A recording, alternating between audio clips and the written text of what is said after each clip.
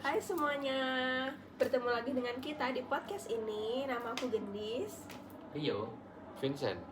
Di video ini kita bakal ceritain ulang buku yang kita baca yang latar belakangnya itu di Prancis ya, Eropa.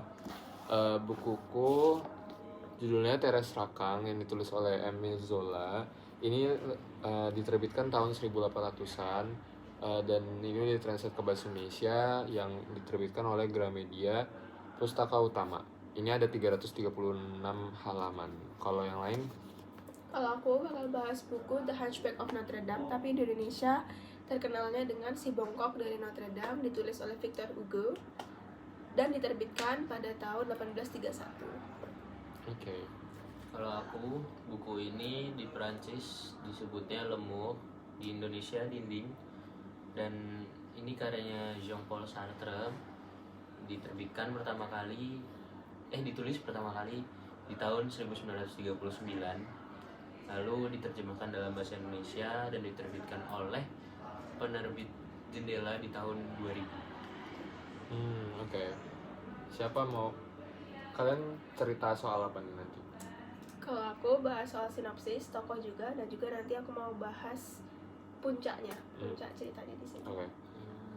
Kalau aku tuh bahas paham-paham yang ada di buku ini, karena buku ini tuh sebenarnya ceritanya ya monoton sih, karena menceritakan orang-orang yang ada dalam penjara, tapi dia menceritakan sifatnya, karena orang itu akan berubah jika ada tekanan, dan jadi ada banyak paham lah di sini, eksistensialisme, absurditas dan lain-lain, dan aku bakal bahas di situ. Oke. Kalau aku ceritain soal ini sih sinopsisnya dan ya alasan-alasan mengapa mereka ini melakukan hal yang gila untuk kebahagiaan mereka sendiri, tapi mereka nanti kesiksa sendiri gitu loh.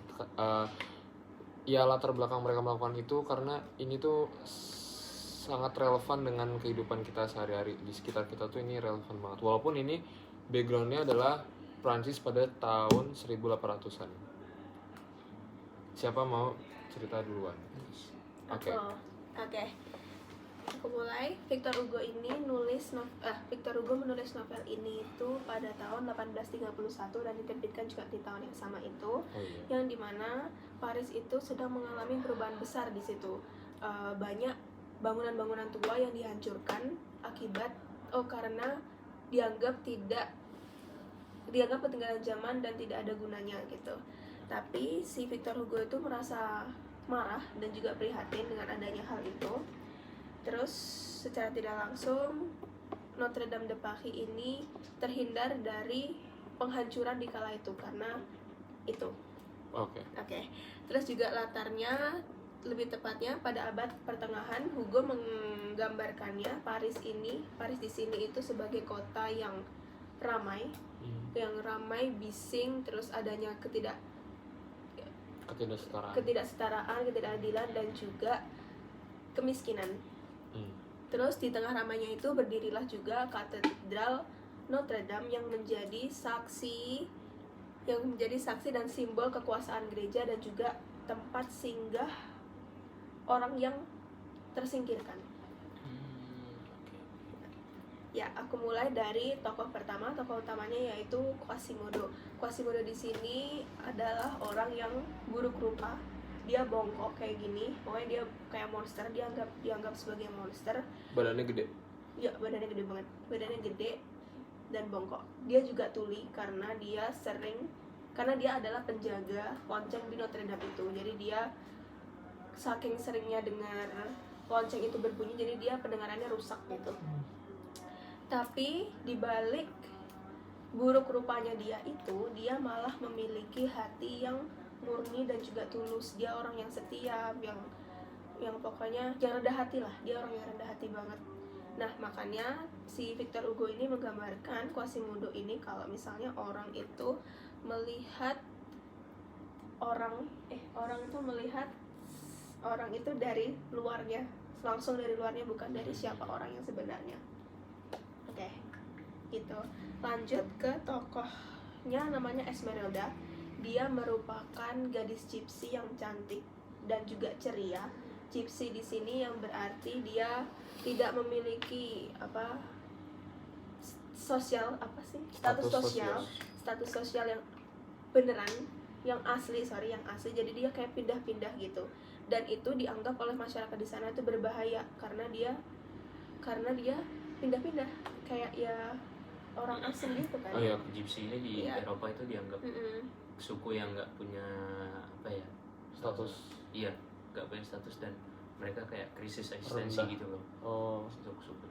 oke. Terus Esmeralda ini dianggap sebagai gadis yang bebas dalam arti dia itu hidup di luar aturan, dan juga dia dianggap sebagai penyihir karena dia suka nari dan juga dia pelihara kambing. Tapi karena Agak nggak nyambung. iya, tapi karena kebebasannya itu dia malah dituduh dan ditekan oleh masyarakat di sana. Dia dianggap nggak bermoral gitu loh di sana tuh. Iya, itu juga dituduh masyarakat karena dianggap membunuh. Ada tokohnya, berarti aku jelasin dulu tokohnya. Dituduh membunuh. Dituduh membunuh seseorang. Nah, seseorangnya ini namanya Phobos de Chateaubriand yang merupakan kapten pasukan kerajaan di Paris. Ia ini suka sama Esmeralda, hanya fisiknya doang, tidak mencintai secara benar, kayak gak murni dari dalam hati gitu. Tapi padahal dia itu sudah bertunangan dengan bangsawan lain namanya Fleur de Lis. Selingkuh. Enggak, tapi selingkuh nggak gitu? Iya. Dia mengagumi wanita lain. Ya, Kau baru mengagumi. tapi Oke. secara fisik doang. Lanjut, tokoh terakhir yang aku bakal jelasin yaitu Claude Frollo. Ia adalah seorang pastor yang cerdas dan taat agama, religius banget dia gitu orangnya. Tapi dibalik semua yang dianggap pastor itu, dia malah mencintai Esmeralda, dan bahkan bukan mencintai tapi dia juga terobsesi dengan Esmeralda. Tapi cintanya Frollo ini bukan pengen yang memiliki gitu, tapi bukan cinta yang murni gitu, tapi dia ingin yang menguasai dia gitu, bukan kayak Oh iya, dia menganggap wanita itu sebagai material aja, kayak sebagai ya, objek. ya itu. Yang kayak aku harus punya nih dia gitu. Kayak benda ya. Terus juga mau nambahin lagi, Esmeralda itu disiksa di tengah-tengah masyarakat dengan cara digantung di dekat Sungai Seine atau namanya Place de Grève untuk dijadikan tontonan. Pertunjukan umum. Ya begitulah. Terus cerita mencapai puncak ini ketika Esmeralda ditangkap dan dituduh sebagai penyihir serta pencobaan pembunuhan terhadap Phobos. Oke. Berarti loh, bukannya si Esmeralda ini suka sama Phobos kok bisa dia dituduh pembunuh? Dia dituduh membunuh karena waktu itu dia ada di tempat kejadian itu, di mana sebenarnya yang bunuh itu nggak dibunuh, sebenarnya dia ditusuk, si Phobos itu ditusuk sama Frollo karena Frollo itu cemburu Sama si Phobos ini karena si Esmeralda malah sukanya sama Phobos bukan sama si Frollo. Ya, dan kebetulan si Esmeralda ini pingsan dan berada di tempat kejadian yang sama seperti Phobos ditusuk oleh Frollo. Okay. Dan dia tidak punya saksi, si Esmeralda, jadi dia dituduh, dan dia kan emang tidak sebagai apa-apa kan di situ, dan dia kayak siapa yang mau nganu dia, yang mau ini apa? Membunuh. Bukan, yang mau Merebut. membela Esmeralda. Terus di saat semuanya ini mau meninggalkan Esmeralda waktu digantung, kayak nggak ada yang mau bela dia, Quasimodo ini malah menyelamatkan Esmeralda dan membawa dengan membawa ke dalam gereja. Kayak apa ya, pokoknya dibawa ke dalam gereja, dan dia teriak suaka, yang artinya seorang yang dikejar hukum itu tidak boleh disiksa kalau udah di dalam gereja. Oh iya, Berarti iya. gereja itu tempat perlindungannya sih. Bener-bener ada kuasanya banget ya. Iya. Jadi Esmeralda berada di bawah perlindungan gereja, tidak boleh dieksekusi. Jadi si Jadi Quasimodo tuh teriak apakah suaka. apakah dia selalu ada di gereja itu? Jadi Enggak. Oh, Siapa oke. yang selalu ada di gereja itu? Si Esmeralda. Esmeralda. Enggak, dia awalnya di luar dulu, terus baru dibawa masuk sama Quasimodo dengan teriak suaka. Oke. Nah itu suaka itu tadi itu Nggak merujuk jadi pada dibunuh. hak perlindungan di dalam gereja pada abad pertengahan. Tapi tragedi ini tidak bisa dihindari karena kebencian dan kebohongan masyarakat itu yang membawa Esmeralda pada kematian. Dan Quasimodo ini merasa hancur kan karena ya Esmeralda ini dianggapnya sebagai makna hidupnya Quasimodo gitulah. Kayak dia tuh cinta banget gitu loh sama si Esmeralda. Esmeralda juga sayang sama Quasimodo, tapi akhirnya si Esmeralda mati dan Quasimodo juga mengakhiri hidupnya di samping Esmeralda. Kayak Romeo and Juliet ya. Iya, karena cintanya yang tulus terhadap si Esmeralda. Oh, oke. Tapi Mm-mm. si tokoh Quasimodo ini gimana sih? Kayak mungkin sifatnya atau selama hidupnya dia apakah orang yang ngomong di baik Franks Yang kayaknya Gentil. Zhongti. Zhongti Dia itu dianggap orang yang Zhongti. Enggak, pada awalnya dia tuh orang yang hidupnya terisolasi karena dia dianggap monster kan sama masyarakatnya. Dia pokoknya yang enggak itulah, tidak kapabel. Kamu nggak kapabel nggak sih? Nggak Gak ada- bisa diterima Iya, nggak bisa aja diterima di di dalam masyarakat. masyarakat karena dia buruk rupa itu. Tapi Esmeralda datang itu kayak membuat dia swing gitu loh, Semangat. harapan Ada harapan hidup tapi gitu ya. dia tahu kalau misalnya dia tuh nggak layak untuk dicintai. Oh, dia seperti mengagumi Dia aja. cuma mengagumi dalam diam. Dia karena tahu kalau dia tuh buruk rupa dan tidak layak untuk dicintai. Maka dari itu dia punya sifat yang rendah hati karena kondisi fisik dia seperti itu dan tidak layak dicintai, sehingga dia tidak memaksakan cintanya kepada Esmeralda. Ini sih Iya, bungkuknya. yang itu. Dan juga dia orang yang penuh pengorbanan banget. Dia orang yang penuh pengorbanan karena Quasimodo rela menderita dan mempertaruhkan nyawanya waktu Esmeralda mau dihukum mati. Berarti si Quasimodo ini emang cinta mati banget ya sama Esmeralda, tapi Esmeraldanya mungkin nyadarnya baru akhir-akhir gitu ya. Iya, dia berani demi orang yang dicintai. Karena Quasimodo aja diem aja selama Iya. ini gitu. Karena dia nyadar diri gitu. Pengaruh lingkungan jelek banget. Udah. Sudah. Oke. Siapa lagi? Oke. Aku mau cerita soal sinopsisnya dulu. Ini panjang dan ini agak vulgar. Jadi di cerita ini diceritain tokoh utamanya itu ada Teres, bibinya namanya Rakang, Madam Rakang, dan kami ini, mereka bertiga ini nih tinggal di rumah yang sama, dan ada tokoh-tokoh lainnya. Nah, Madam Rakang ini punya toko lantai 2 dengan loteng di paling atasnya. Itu tuh lokasinya di Pont Neuf. Itu kayak Pont Neuf di Paris itu tuh kayak sungai, ya udah kayak Sungai Seine, tapi ini tuh kayak lebih kecil. Yang lebih terkenal aja Sungai Seine kan. Dan ini nih latarnya tuh lebih gelap, lebih sinar matahari tuh jarang ada masuk gitu loh.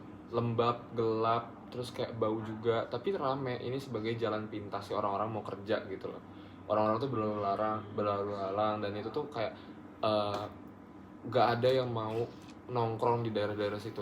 Kayak itu cuma buat jalan lewat aja, terserah orang siapapun gitu. Nah, dan ini nih dia tuh punya toko jualan kayak imitasi emas dan perak perhiasan gitu. Tokonya ini nih rapi gitu, walaupun luarnya itu udah lembab, becek gitu, tapi dalamnya tuh rapi. Karena Madam Rakang ini adalah orang yang rapi, giat, telaten sebutannya. Dan orang-orang itu mengenal bahwa Madam Rakang ini nih orang yang apa ya, gimana ya, ramah terhadap orang-orang juga kenal, kayak langganan itu sering beli, sering pakai. Dan Madam Rakang ini suka memuji pakaian mereka, outfit mereka, kalau mereka memakai perhiasan yang dibeli dari sendiri. tokonya Madam Rakang. Nah, Madam Rakang juga ya jualan baju, jualan perabotan yang kayak bukan perabotan, apa sih namanya, kayak lampu gantung, aksesoris rumah gitu lah. Nah, itu juga dia jual. Dan backgroundnya di sini tuh teres ini masih kecil juga, jadi dia tuh bukan yang kecil-kecil banget, kayak masih remaja, kecil menuju remaja. Dia tuh masih bisa membantu Madam Rakang yang sudah lansia ini untuk menjaga tokonya di belakang counter di belakang counter tokonya gitu loh, kayak menyambut pelanggan, melayani pembelian mereka, ngasih tahu informasi-informasi soal barang-barangnya juga. Terus ya seperti itu. Dan aku belum ceritain si Kami ini adalah anak Madam Rakang, dan Teres ini adalah saudara jauhnya Kami dan Madam Rakang. Teres ini nih udah gak punya orang tua, jadi dia tinggal di rumahnya Madam Rakang. Sama sekali nggak ada hubungan darah, tapi mereka tetap bersaudara gitu.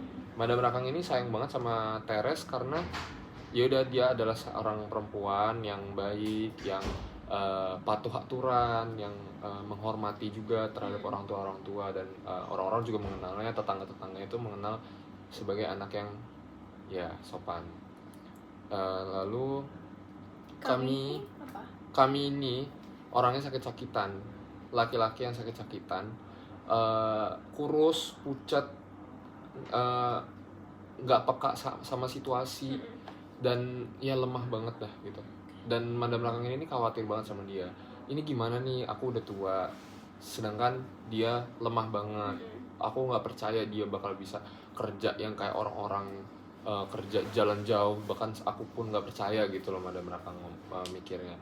Jadi dia tuh diperlakukan oleh Madam Rakang seperti bayi banget, dibikinin sup yang anyep rasanya, yang nggak enak, nggak ada rasanya, terus selalu menunya itu tuh terus. Karena si Kami nerima aja. Kami ini nerima aja karena ya seperti aku bilang tadi, dia tuh orangnya bodo amatan, karena dia pun sakit gitu loh. Dia menahan sakit dalam dirinya aja udah muak gitu loh. Nah, karena makanan ini aja, dan Madam Rakang ini kan udah tua, nggak mungkin dia melakukan hal-hal lain di luar kebiasaan sehari-harinya. Kayak misalnya masak lauk-lauk yang lain gitu. Dia mesti jalan jauh ke pasar, dia mesti motong daging, masak daging lama, rebus daging lama. Itu kan capek untuk Madam Rakang yang udah lansia. Jadi Madam Rakang melakukan memasak masakan yang sama setiap harinya sampai mereka berdua ini gede. Dan si Teres ini yang sehat-sehat aja ini terpaksa untuk makan makanan yang untuk orang sakit. Yang ada rasanya itu. Teres ini juga nggak bantu Madam Rakang sama sekali. Karena udah jadi kebiasaan, dan dia itu ingin mengikuti kemauan Madam Rakang yang udah masak itu aja biar Kami bisa makan juga, dan biar pengeluarannya juga sedikit. Iya aja gitu. Dan dia juga ya udah iya aja. Dan dia juga akhirnya minum minuman ramuannya Madam Rakang yang untuk orang sakit. Itu tuh rasanya gak enak banget, kayak kalian minum jamu yang kalian gak suka tanpa gula. Ya itu untuk orang sakit seperti itu. Oh iya, jamu enak ya. Jamu enak banget. Beras kencur ya. Tapi kan ada jamu yang gak enak. Ya, misalnya yang pahit-pahit. Yang pahit-pahit brotowali. Nah itu tuh yang diceritakan dalam buku ini. Itu yang gak enak jamunya, kayak brotowali yang kalian bilang. Dan kemuakan ini bikin dia pengen keluar dari situasi yang mengekang, secara tidak langsung mengekang. Tapi siapa yang mengekang gitu? Madam Rakang juga membebaskan dia, tapi karena dia ini orang yang hormat orang tua, jadi dia ya udah, aku ikut aja gitu. Aku kasihan juga sama dua orang ini karena Madam Rakang udah tua dan Kami kesakit-sakitan. Tapi akhirnya Teres ini dipaksa oleh aturan keluarganya untuk menikah dengan Kami. Karena apa?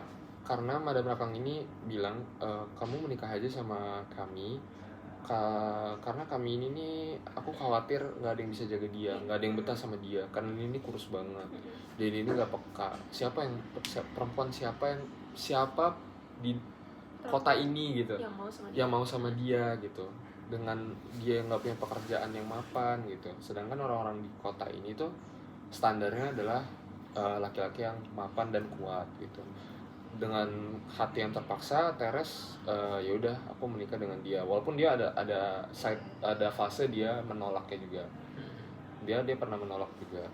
Terus ya udah apa daya, dia nggak punya orang tua, dia nggak punya keluarga dia cuma kami dan Rakang. Jadi dia terpaksa menikah, dia menjalani hari-harinya tanpa kesenangan, kebahagiaan, atau hari-hari yang ditunggu. Misalnya minggu depan kita jalan-jalan, minggu depan kita makan enak gitu. Dia sama sekali nggak ada hari-hari kayak gitu.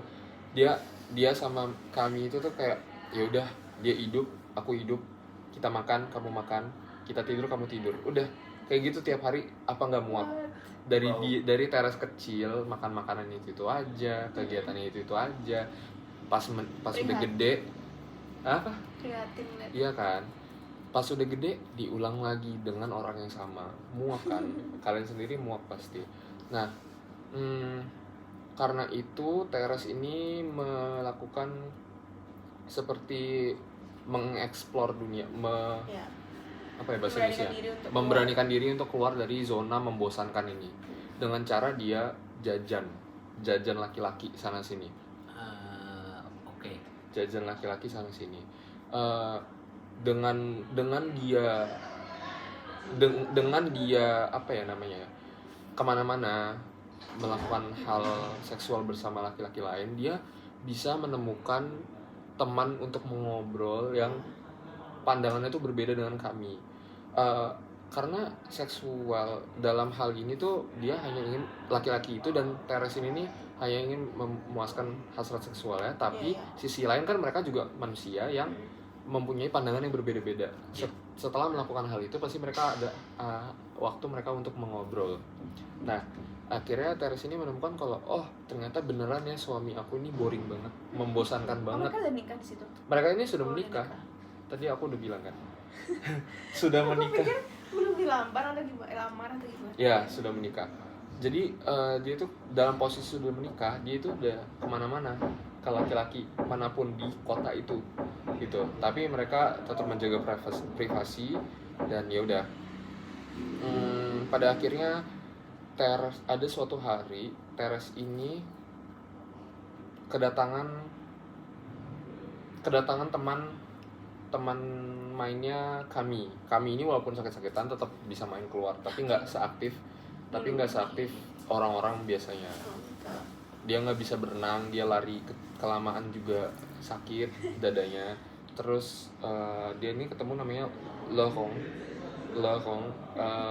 ini orangnya kuat, gede. Diceritainnya tuh di sini dia tuh fisiknya tuh yang atletis banget, badannya lebar. Gaston. Ya, bahunya lebar, lehernya tebel, mukanya terdefinisi, lengannya itu gede, ya tinggi gitu, bagus dan keker. Teres ini akhirnya tergoda kayak karena mereka ini udah kenal, jadinya apa? Karena mereka ini terkenal, karena mereka ini udah saling kenal, karena mereka ini sudah saling kenal lama, jadi dia nggak ragu untuk mengajaknya ke rumah Madam Rakang untuk makan di meja makan bareng-bareng. Terus Madam Rakang tuh menganggapnya, oh iya, ini teman lama kamu nih, dia udah gede, kamu sekarang kerja di mana gitu. Lorong ini kerja di kayak perusahaan kereta gitu, kereta, bukan sebagai masinis tapi di kantornya. Nah, kenapa masinis? Lanjut. Oke. Karena ini pekerjaan yang cukup gitu loh, lebih bagus daripada kami yang biasa aja. Terus jadinya dipuji-puji. Terus kami pun bukan yang kayak iri, ada niatan untuk aku harus lebih dari dia, tapi dia ini ya udah aja gitu, karena dia tuh kayak di meja makan kayak cuma makan biasa aja gitu. Dia mendengar dia percaya sama Rakang gitu. Dia percaya enggak, dia tuh bukan karena itu, karena dia mau gimana lagi, aku juga udah nggak bisa ngapa-ngapain. Siapa dia sadar diri juga, sadar diri banget gitu, karena dia itu lemah banget gitu, nggak bisa ngapa-ngapain, dan kompetensi untuk berpikirnya juga nggak ada sama sekali gitu. Nah jadi Teres ini nih akhirnya jatuh cinta sama Lohong. Mereka akhirnya oh ya, aku belum kasih tahu sifat Lorong ini nih sifat yang berlawanan dengan kami pastinya. Kuat, dia super peka. Oke, aku belum ngasih tahu sifat Lorong yang kuat, super peka, berlawanan dengan kami yang ya gitu, yang lemes banget. Dan Lorong ini nih orangnya yang posesif dari dulu. Dia untuk apapun itu tuh dia harus kalau misalnya dia punya perempuan, itu kamu harus mengikuti apa yang aku katakan gitu. Dia tuh terlalu ingin mendominasi semua orang. Patriarki bisa dibilang. Tapi jangan main klaim aja. Tapi dengan sifat itu Teres itu merasa ada yang Teres itu nyala lagi. Teres itu menganggap kalau sifat ini adalah hal yang dia perlukan gitu. Dia itu tuh lelah untuk mengurusi hidupnya sendiri. Gak apa-apa, kita mungkin salah memilih tempat ya madam, maaf. Dia ini menyukai sifat Lorong yang sangat mendominasi dan mau mengurusi hidupnya Teres. Perhatiannya lebih kelebihan malah. Nah jadinya Teres ini mendapatkan ide untuk bermain juga dengan Lorong, bermain. Akhirnya dia ini mencari cara sedemikian rupa dan punya alibi. Aku mau cari kerja ke sini, aku mau cari kerja keluar kota. Ini mungkin memakan waktu sekitar segini. Aku mau melamar kerja sebagai penjaga toko di sana gitu. Aku mau naik kereta sama begini gitu. Jadi alibinya tuh banyak banget. Supaya apa? Dia tuh punya waktu dan tidak dicurigai oleh Madam Rakang dan kami kalau dia tuh ingin bermain dengan Lorong. Akhirnya dengan alibi ini dia berhasil dan Madam Rakang ini nggak curiga sama sekali. Kami juga nggak curiga, nggak ditanya-tanyain juga ketika pulang. Lalu dia sampai di sana tuh dia sebenarnya rumahnya Lorong ini dekat banget sama Rakang, Madam Rakang. 5 langkah dari rumah. Lalu dengan waktu yang panjang itu, dengan alibinya itu, dia memakai kayak waktu 6 jam, 7 jam untuk bermain dengan Lorong, peluk-pelukan seperti halnya suami istri gitu, bercerita gitu. Tapi akhirnya udah kejadian beberapa minggu, beberapa bulan, Lorong ini merasa kayak kenapa nggak kamu sama aku aja biar kita bisa melakukan hal yang membahagiakan ini bersama-sama, lebih bebas tanpa ada harus mengalibikan segala macam, harus berbohong dengan orang tua kamu gitu. Kamu nggak enak kan?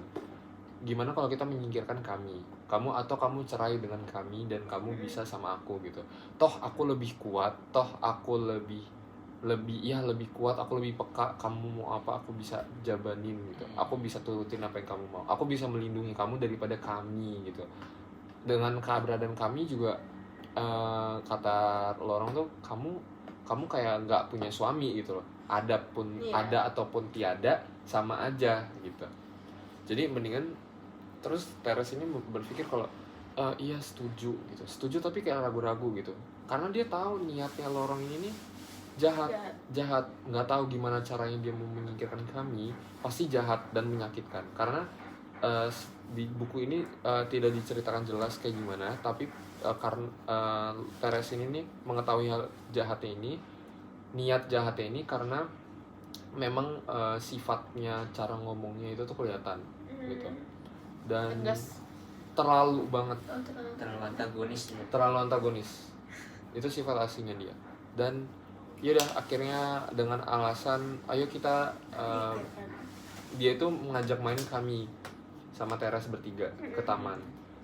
Bukan ke taman jadinya ke sungai. Ayo kita naik perahu sampai malam gitu. Sampai malam kita naik perahu. Dan di Sungai Sen itu, di Sungai Sen apa Pont Neuf ya? Di Pont Neuf, dia ini nih naik perahu. Naik perahu biasa karena Pont Neuf ini gelap dan terlalu rendah gitu dari jalanan.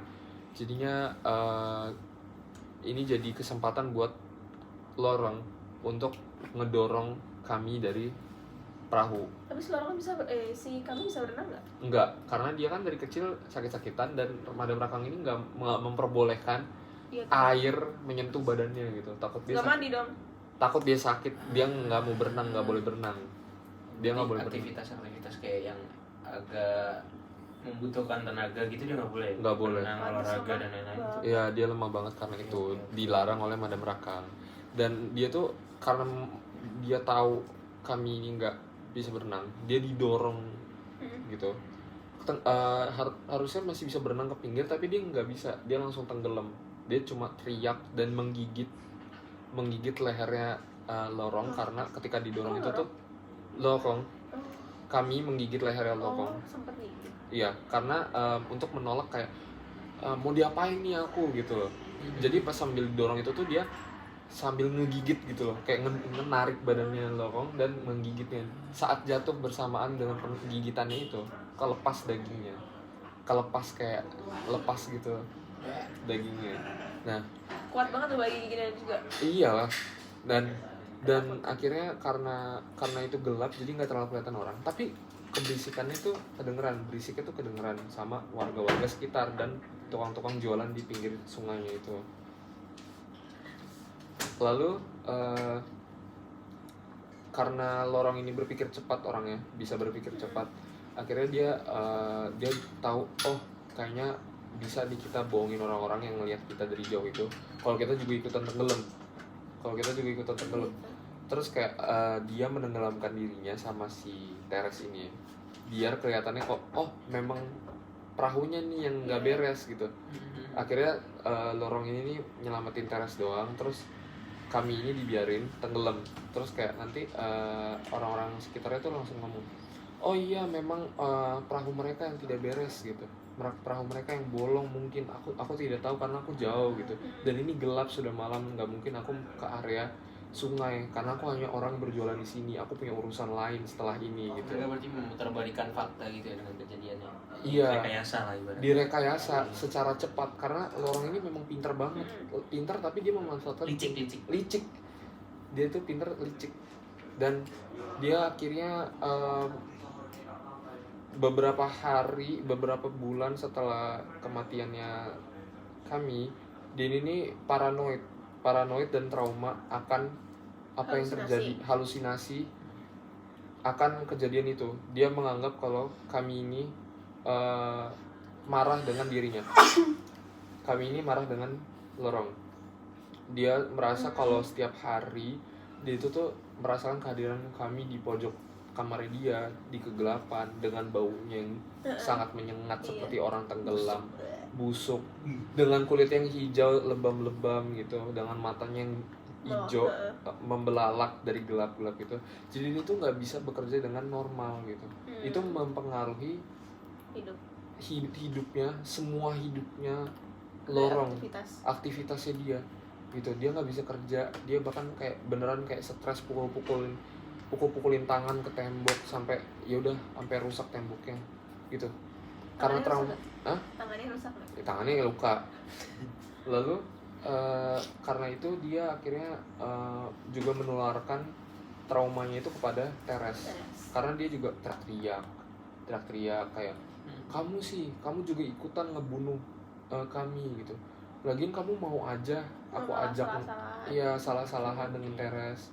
Jadi hubungannya ini juga bukan jadi jalan keluar, bukan seperti apa yang diharapkan pada awalnya untuk bahagia tanpa kami, tapi malah jadi lebih parah daripada menikah dengan orang yang nggak bisa ngapa-ngapain gitu. salah-salahan, Beban. teriak-teriakan, pukul-pukulan. Tapi Teres ini kayak nggak melaporkan ke polisi sama sekali karena ya dia Dia juga ada di tempat kejadian itu. dia dari tempat kejadian gitu, dan dia tahu ide-ide itu. Dan akhirnya Teres juga akhirnya menjadi was-was juga akan kehadiran kami setiap kata-kata kami disebutkan. Dan pokoknya setelah itu Lorong ini berusaha untuk keluar dari situasi yang menyedihkan ini. Dia resign, dia keluar dari pekerjaan awalnya. Dia memilih untuk menjadi pelukis karena di waktu itu, pada saat itu Prancis itu menghargai banget lukisan kan, sampai saat ini kan ya. Banyak kok. Ya, orang-orang menghargai lukisan, dan menurut dia menjadi pelukis adalah pekerjaan yang menjanjikan.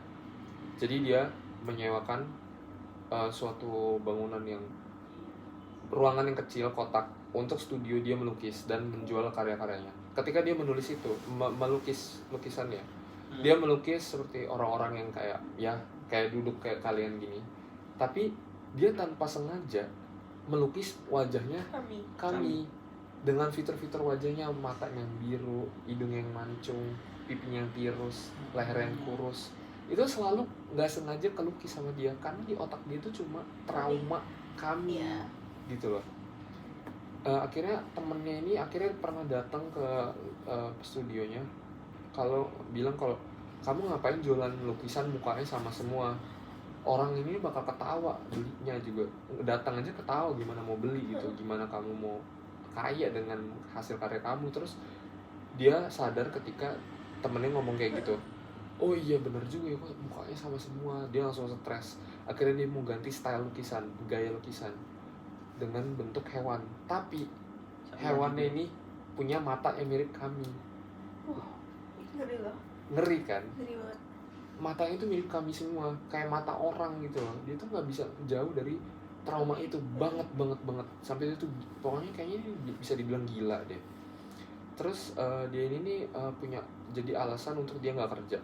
Akhirnya dia memohon kepada Madame Rakang dengan tabungan yang ada 40.000 franc pada waktu itu kan banyak, untuk menutupi biaya-biaya rumah tangga dan ya sehari-hari.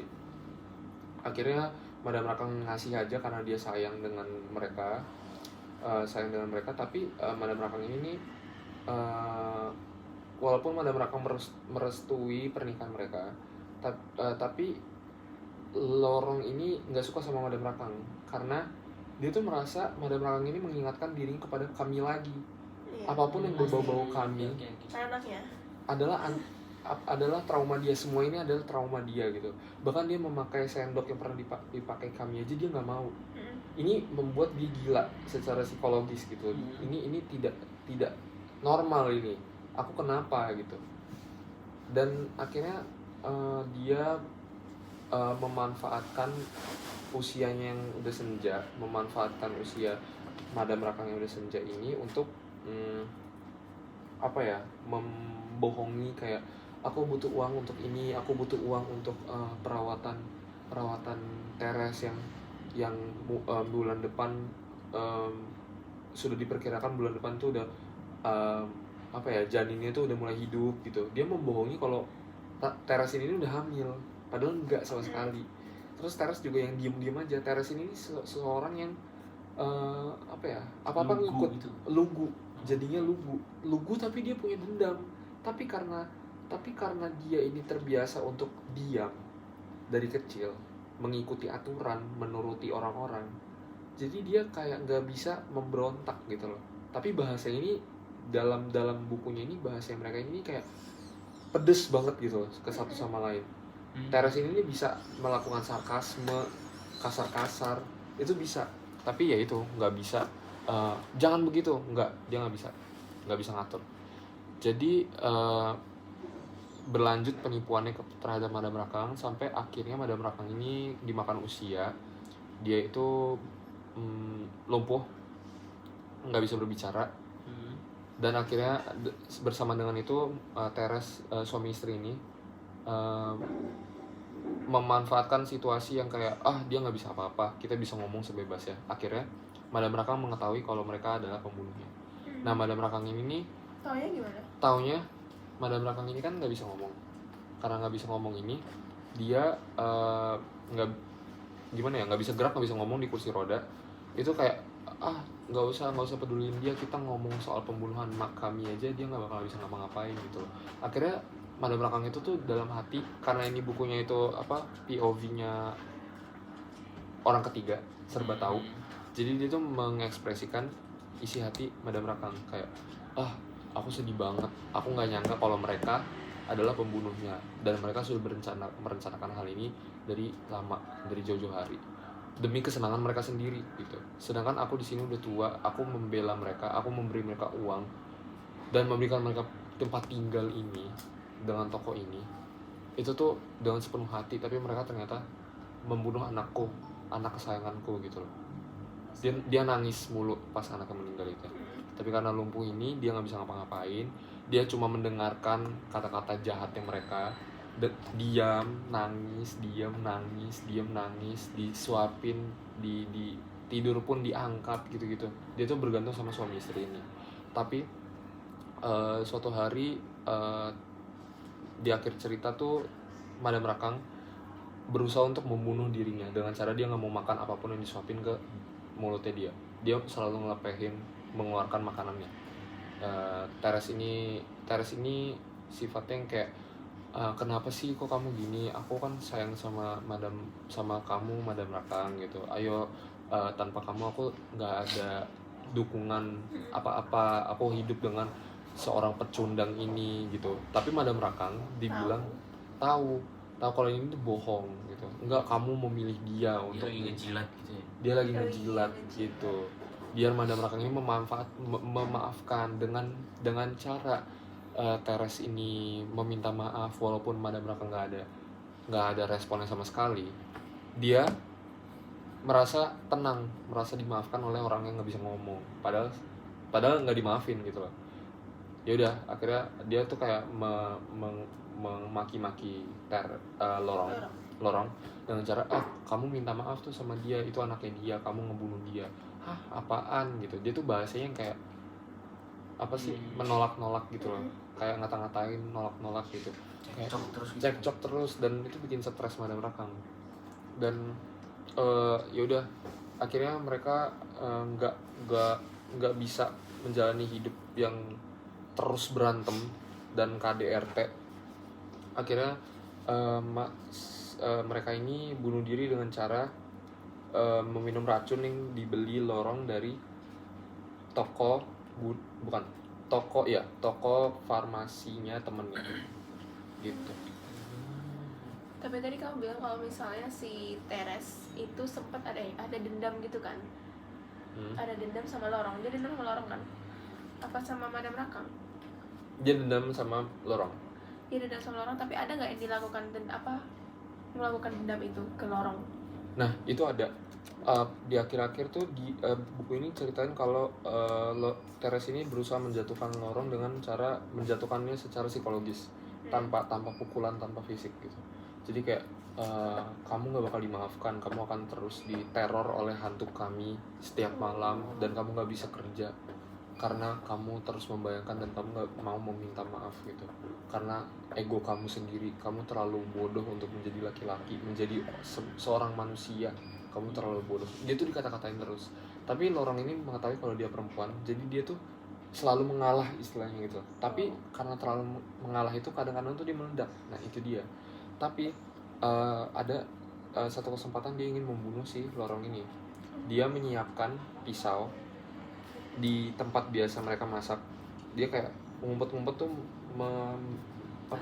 mengasah pisaunya supaya lebih tajam, biar lebih enak ngebaret, menusuk si Lorong ini. Dia bilang kayak kamu ngapain? Lorong ini nanya, kamu ngapain sih hari-hari ini sering mengasah pisau?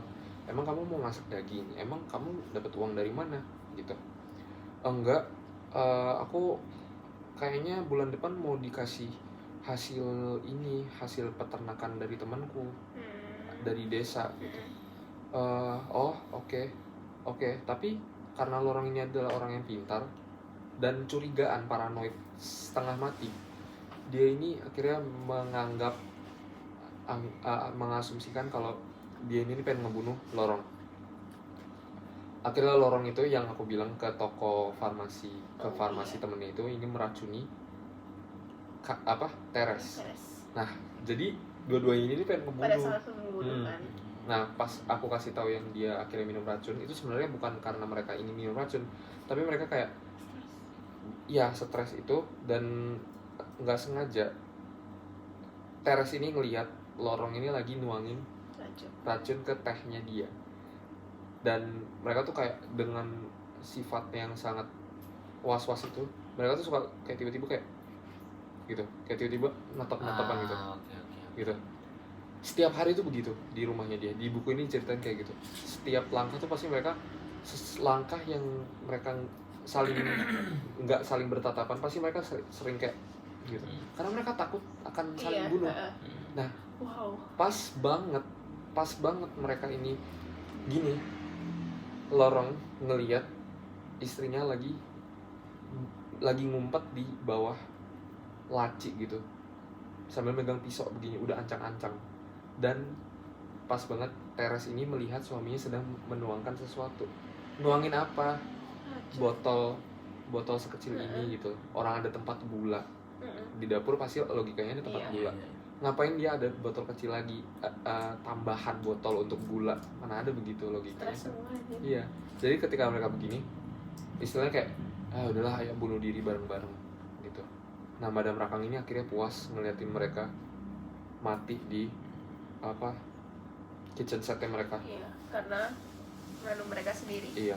Ya saling membunuh. Wah, iya. Gila. Keren. Panjang banget ya. Iya. Panjang sih, durasinya juga udah panjangan. Saya jadi bingung mau cerita apa nih. Sekarang kamu. Gantian sekarang buku ini ya, teman-teman dan madam yang menonton. Jadi buku ini tuh secara singkatnya menjelaskan tentang latarnya dulu ini ada di Spanyol pas perang saudara. Jadi ada beberapa tokoh, ada Pablo Ibeta sebagai tokoh utama, terus ada Ramon, ada Tom, ada Juan. Itu mereka yang ditangkap sebagai kayak aktivis revolusioner lah di zaman itu. Lalu mereka dipenjara. Nah, si Pablo ini itu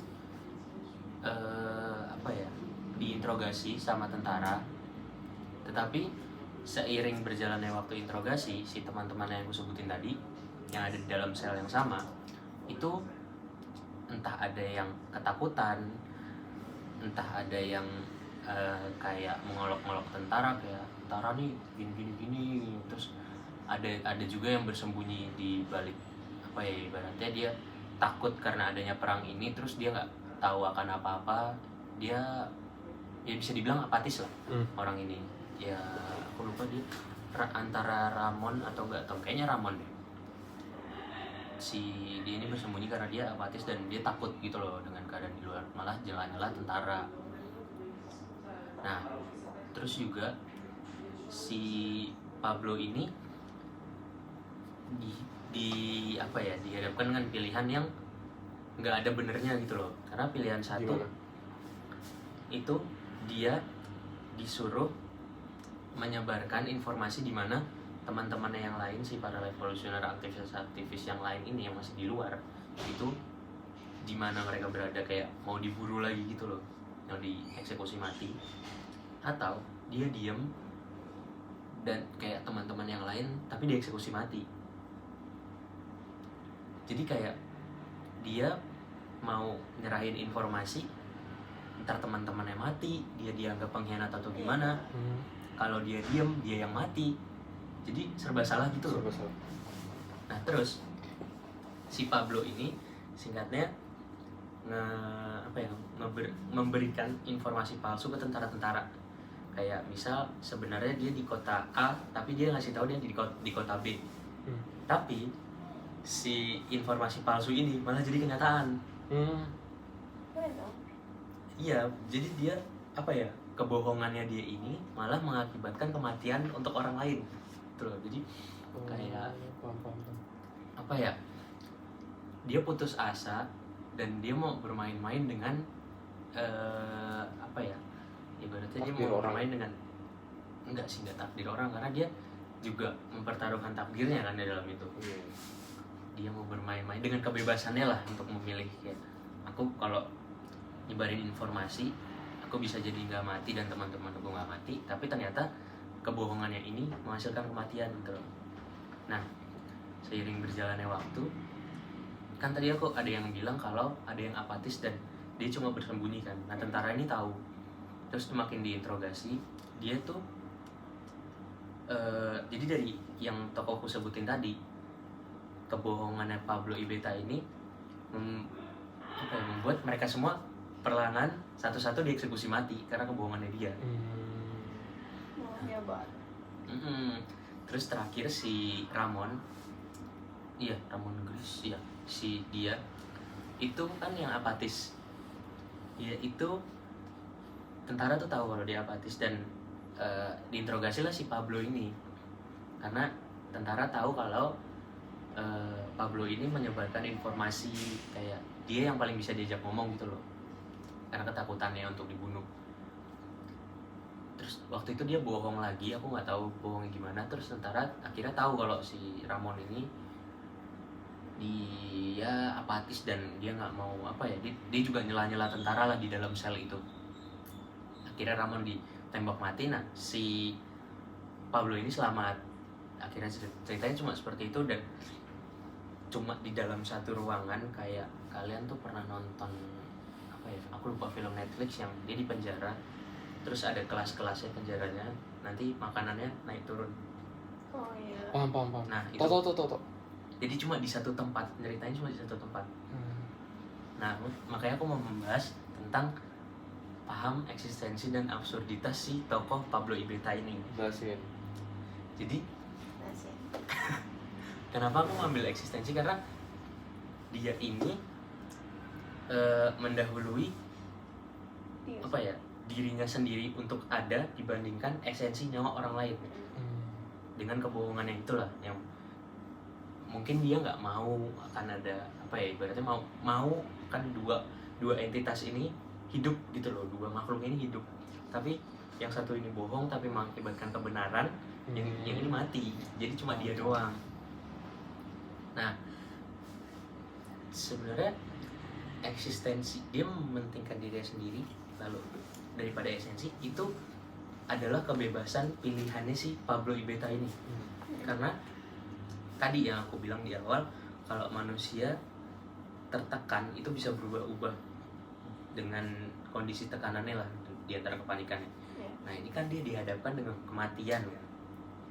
Lalu dia tuh mau main-main dengan putus asa dan kayak ya udahlah, ini kayak kalau aku mati kayaknya aku udah nggak ada yang peduli juga. Nah, itu di situ. Jadi dia mendahulukan eksistensi daripada esensi untuk keputusan dia dengan kebebasan dia yang membohongi tentara-tentara ini tapi malah benar. Nah, di buku ini itu Sartre mau bilang kalau manusia itu selalu bebas dan tidak terikat dengan dunia gitu loh. Ya mungkin ada yang merasa terikat dan ada yang mungkin hidupnya nggak bermakna, yang dia pun sendiri nggak tahu makna hidupnya apa, itu nggak terikat, dia bisa bilang kayak gitu. Karena di kondisi yang ekstrim kayak gitu, kayak misal kita di penjara, satu-satu kita mau diinterogasi, tapi kalau kita salah atau kita nggak mau diinterogasi, kita ditembak mati. Kita cuma tinggal nunggu itu gitu loh, kita tinggal nunggu hukuman mati atau nunggu antrian untuk hidup. Nah, jadi pilihannya yang terakhir tadi si Ramon dieksekusi itu sebenarnya Pablo mau hidup atau mengkhianati Ramon. Pablo mau mati atau mengkhianati Ramon, sorry. Jadi kalau dia mau mati dia diem karena Ramon ini nggak tahu apa-apa. Tapi kalau dia mau mengkhianati si Ramon, ya udah, dia tinggal ngasih informasi sebenarnya yang si Ramon ini ngapain di. Tapi informasinya sebenarnya sih apa? ya itu tadi yang apa namanya, si Ramon ini nggak tahu apa-apa, dia apatis, terus di dalam penjara dia nyela tentara, ngomongin tentara. Kayak misal aku sebagai Ramon nih, kamu Pablo, aku ngomong kayak tentara nih kayak apa ya, menjelek-jelekan tentara nih kayak asu lah nih tentara, kayak gini-gini, ngasih makanan kayak gitu-gitu. Nah, dia menyebarkan informasi itu, tapi apa ya, Pablo nih kayak bertanggung jawab penuh dengan pilihannya gitu loh. Karena kalau dia mati ya udah tanggung jawabnya itu dengan kematiannya. Kalau dia mengkhianati si Ramon, tanggung jawabnya adalah gimana, tanggung jawab atas dirinya, gimana dia untuk bertahan hidup lagi gitu loh. Nah, terus juga absurditas yang dimunculin itu ketika dia nih hidup, apa sih yang dia cari itu kan. Karena kalau kita hidup mungkin selalu akan mencari makna yang kita sendiri tuh nggak tahu maknanya hidup tuh apa gitu loh. Dan juga di dalam sini diceritain kayak manusia itu mungkin akan merasa hidupnya lebih bermakna kalau sudah dihadapkan dengan kematian. Kayak misal kita sering lah kalau di jalan hampir kecelakaan, anjir gue hampir mati, itu kayak ngerasa kayak lega kan, berarti kan kayak anjir gue hidup nggak, gue baru jadi berarti.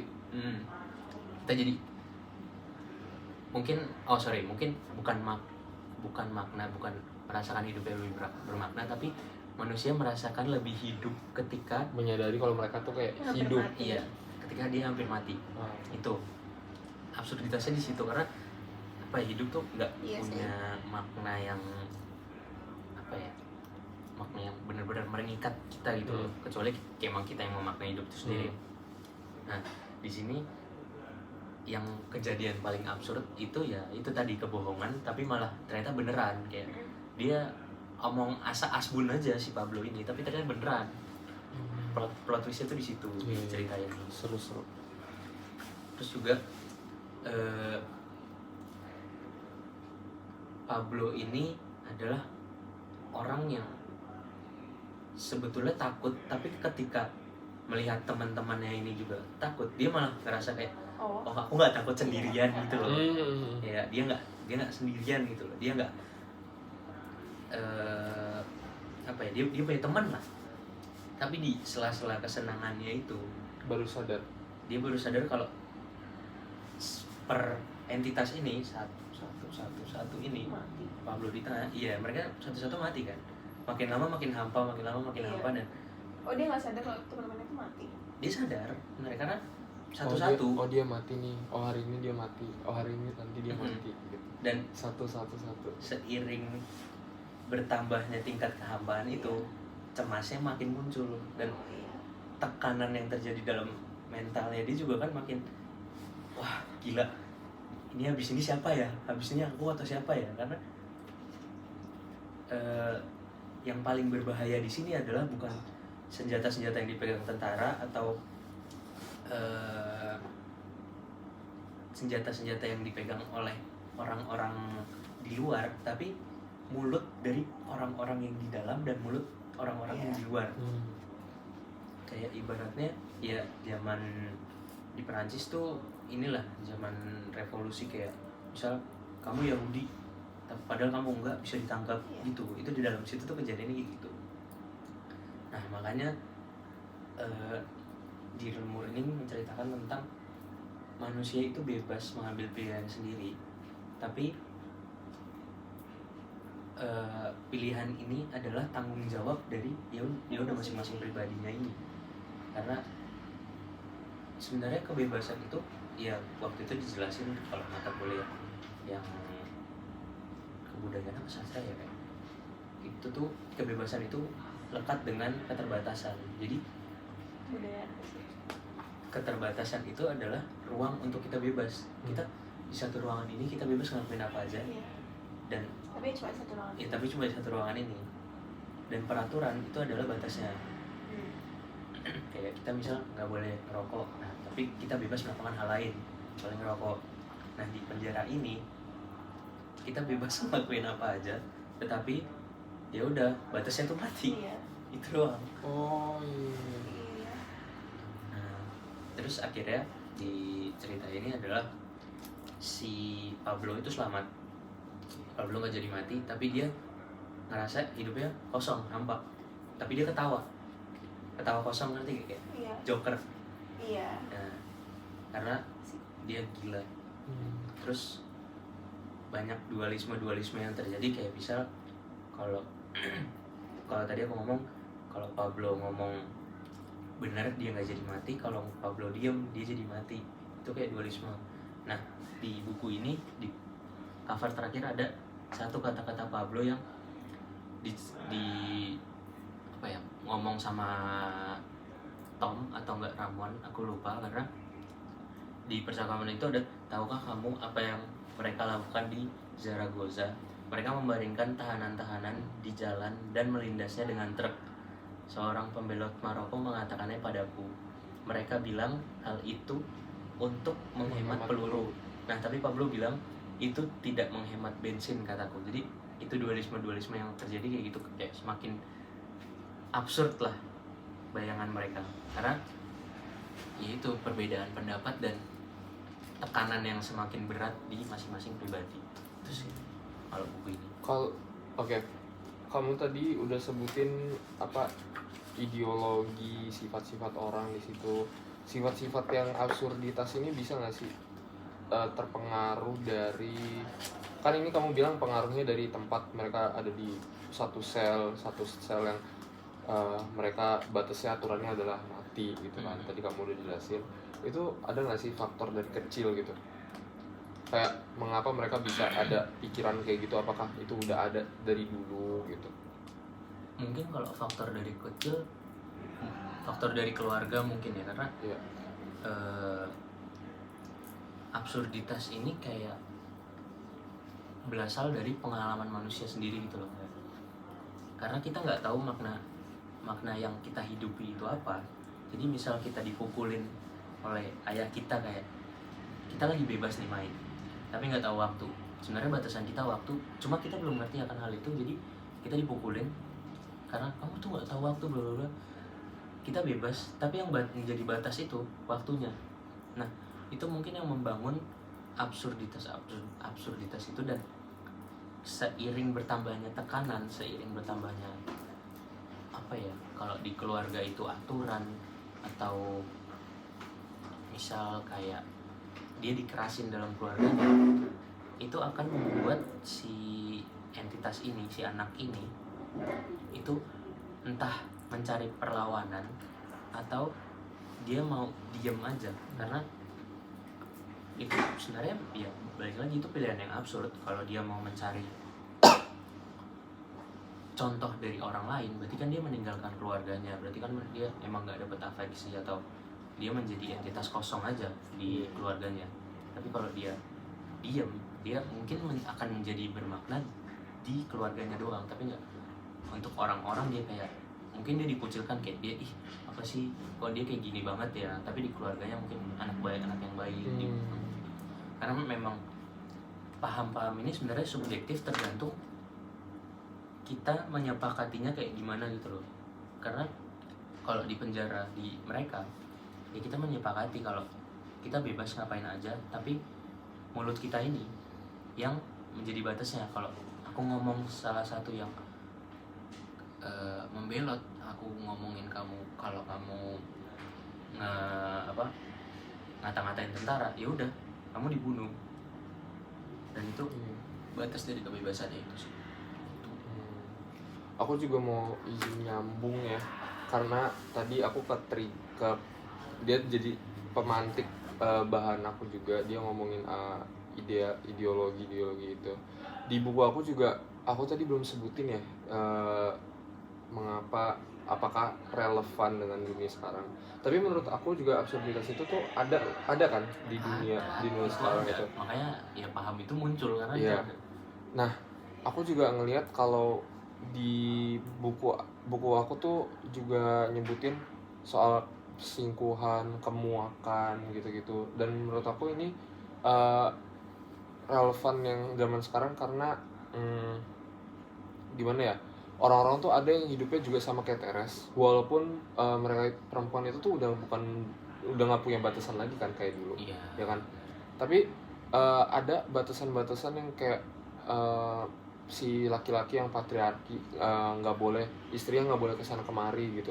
Akhirnya istrinya mencari kesenangan di tempat yang lain gitu loh, atau dia mencari kesenangan dari HP-nya gitu kan. Itu kan sama aja halnya kayak si Teres ini melampaui batasnya. Kayak kamu tadi yang apa, perempuan itu Esmeralda itu dia bebas, terlalu bebas. Tapi dia terlalu bebas sih. Iya. Nah itu sama, kita tuh kayak relevan gitu loh. Memang, karena Ada rantainya gitu. Yang tadi aku ngomongin pertama, di poin pertama itu adalah eksistensi mendahului esensi. Kayak misal si tadi Teres dia memikirkan eksistensi akan nafsunya dulu dibanding afeksinya terhadap si kami atau Madam Rakina ini, ya kan. Terus kalau siapa Quasimodo itu mendahulukan eksistensinya kan cintanya ke Esmeralda daripada esensi akan dirinya sendiri, jadi dia mati bersama. Nyambung ya, sifat tokoh-tokohnya kita tuh ada nyambungnya. Tapi bedanya kalian bukunya endingnya pada meninggal semua. Aku meninggal. Tapi dia meninggal ini sih jiwanya. Ini udah meninggal jiwanya karena trauma, paranoid. Dia trauma padahal nggak ada yang nyuruh dia untuk mikir-mikirin orang udah mati. Mempengaruhi hidup dia banget gitu loh. Itulah. Intinya situasi saat itu bakal mempengaruhi pikirannya, bisa berubah drastis. Kayak si Teres Rakang, terus siapa? Situasinya bisa Pablo Ibeta, Lemuk, Inding. Mungkin ada tanggapan dari diskusi kita tadi, atau mau menerima saja? Menerima saja. Tapi kalau menurut aku tekanan atau kebencian dari orang lain itu bisa malah membunuh diri kita sendiri gitu loh. Itu dia. Itu yang ada di cerita. Tekanan dari orang lain membunuh diri. Enggak, tekanan dari sekitar. Iya. Enggak. Nah, ini lagi-lagi pilihan yang absurd ya teman-teman. Kan tadi aku bilang sebenarnya kalau kayak gitu itu tergantung kita memaknainya aja. Kalau emang sekitar kita menekan akan hal itu, karena ketika ada kekuasaan pasti ada sisi kemanusiaannya untuk melawan. Nggak mungkin kekuasaan itu absolut yang benar-benar dikuasai gitu loh. Kayak misal pas monarki aja, kayak mereka masih bisa ngelawan gitu loh rakyat. Nggak mungkin monarki terus yang ini. Karena ya kalau kamu ada kesempatan untuk melawan, kenapa enggak? Kalau emang kamu nggak bisa melawan, ya mungkin itu ada pergulatan batinmu yang emang agak salah atau emang nggak kuat. Tapi kalau kamu kan siapa-siapa di situ bisa ngelawan. Loh, rakyat Prancis melawan di monarki kan mereka nggak di novel aja. Oke. Kalau di novel kamu di situ bukan siapa-siapa, ya mungkin kan ceritanya fiksi, jadi di bayangan tergantung paham akan penulisnya juga kan.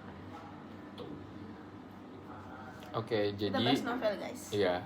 Kita itu seperti ngobrol satu sama lain, tapi kita membahas novel sampai terlalu dalam, sampai kita nggak tahu posisi kita. Iya, sampai kita jadi muter-muter sendiri. Iya.